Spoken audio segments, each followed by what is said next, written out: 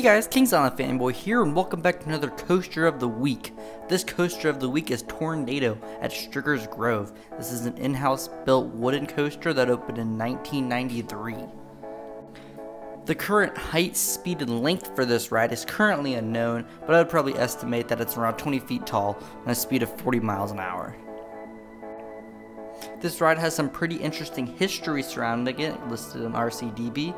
The ride took 3 years to build, starting in 1990 and finishing in 1993. The ride originally purchased trains from Wedwoods Village, but these trains were so out of shape that they had to purchase new trains from PTC. This ride is also a mirror image of the Foreigner Comet from Rocky Glen Park, which that park has some interesting history behind it too.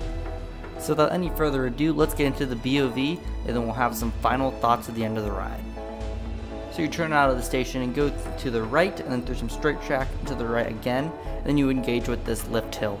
Fun fact about this lift hill, it's always running at full speed, which I think is really interesting. Roller coasters usually have a variable speed lift hill, where it will run a certain speed when the train's climbing up, and then once the train disengages with the lift hill, it will slow down to save energy. But you crest the top here and get a nice view of the entire park. It's a very small park, family run. Then you go down the drop, not much there, and up into the first turnaround. This turnaround's nice because it's not flat, it kind of dips down, and you get some good laterals going through there. Keep in mind this ride only has sort of a buzz bar type restraint. You dive down and you go through the first airtime hills. These don't really provide a lot of airtime, a little bit of floater, but nothing big. Then you go into the second turnaround here, not sloped down, but just kind of a nice breather. You drop down off that turnaround and kind of go into this weird double hill. And this double hill has the best moment of the ride. Dropping off there in the back row, you will absolutely fly out of your seat. One of the greatest moments of ejector I have ever experienced. You then hug the first turnaround with the third turnaround, and you fly into the last few airtime hills, giving you a little bit of airtime there at the end. So it's a nice ride for what it is. Overall, Tornado is a nice ride for what it is. Stricker's Grove only has 2 coasters, this and Teddy Bear. Teddy Bear is a small family coaster, but this is a really nice coaster for what it is. The park really seems to put a lot of care into the ride.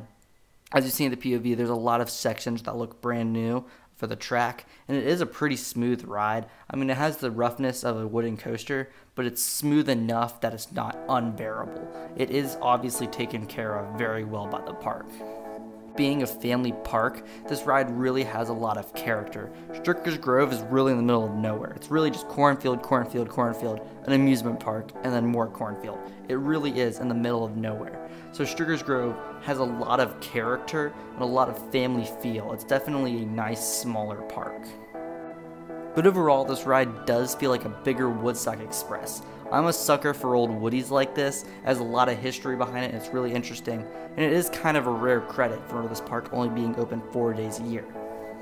So overall, I'm going to give this ride a 7 out of 10. It doesn't provide a lot of theming. It doesn't really have a whole lot to it. But since this ride has so much character with the park it's at, and why it's so hard to get on, that's why I'm giving it a 7 out of 10.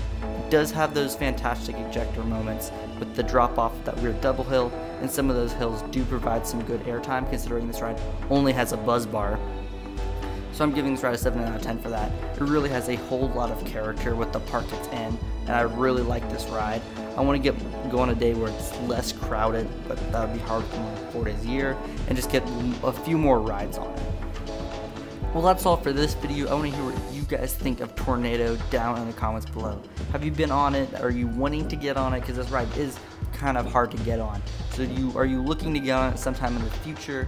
Do you want to get more rides on it? Or what do you just think of it in general? Well, again, that's all for this video. I want to thank you all for watching, and I'll see you in the next one. Bye.